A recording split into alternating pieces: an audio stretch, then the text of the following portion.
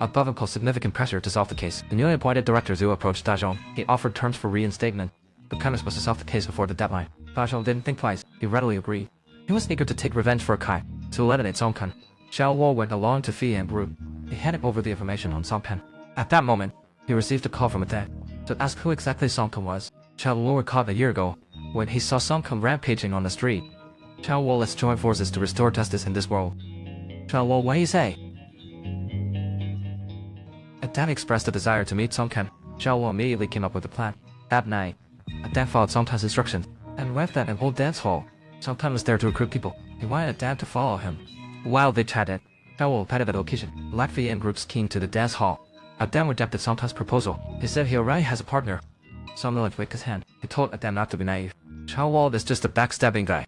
He was sold out and fly abroad after once left. He hid for over a year before coming back. Then asked Song Village what he was to kill. Song Village said he has been a detective for over 10 years. He caught countless bad guys. Then he wants to report that sentenced to death. Wealthy people escape legal punishment. Instead of this fruitless effort, it's better to execute just as better to let means. After saying this, he told Bianca to think carefully about his proposal. Then was knocked to the ground.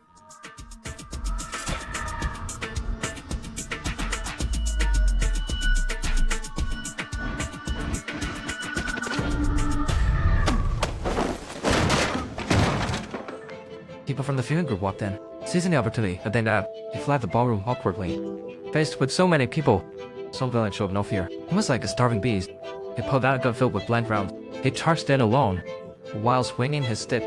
Song Village fell while retreating. He had only 6 bullets, but he didn't waste a single one. Fewest men kept falling. Song Village continued to attack. The battle ended with a live bullet. By the time the SWAT team arrived, Songtan had vanished without a trace. The next day, Daxian found out from the surveillance footage who had entered and exited the ballroom. Besides Adam and Zhou Luo, Songtan. Meanwhile, Xiaowo bought a scrap car, thankfully broke by them. I then hesitated, worried that if they left, they might never return. Xiaowo reassured him that he had a plan, just to lie low for a while, and they'd be back if things come down. But problems rose for Daxian. They couldn't catch Songtan. The chairman of Yuan Group was arrested. An hour ago, Songtan cornered the chairman's secretary. After some friendly exchanges, he learned the chairman's whereabouts. Due to losing his granddaughter, the chairman sought comfort from a girl of similar age. Songtan slowly stood up from the sofa. He said the villain group has definitely several times people during the demolition. Thinking of the victims' families, felt it was necessary to address the issue at its source. Also, I spoke when taxi is working from outside. Let Songtan open the door.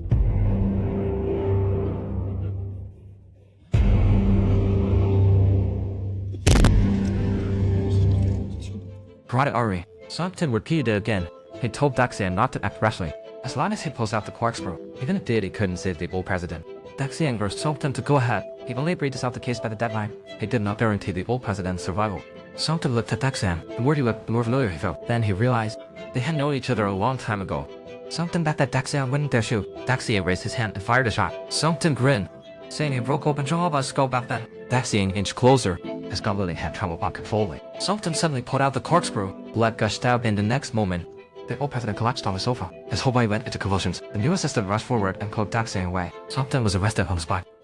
On the other side, the two brothers lay in the car, each with their own troubles. No one was asleep. Zhou whispered.